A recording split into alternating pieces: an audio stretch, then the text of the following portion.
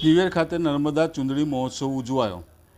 સિનોર તાલુકાના દિવેર નર્મદા કાંઠે આવેલા શ્રી વાલકેશ્વર મંદિર ખાતે 15મો નર્મદા ચૂંદડી મહોત્સવ યોજવામાં આવ્યો હતો।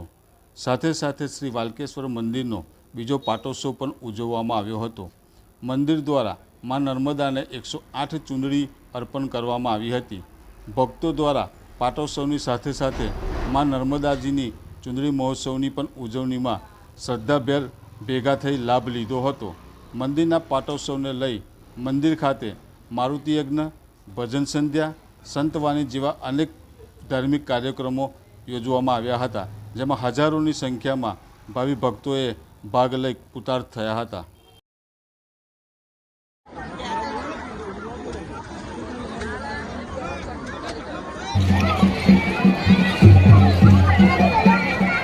नर्मदा मैया नी जय।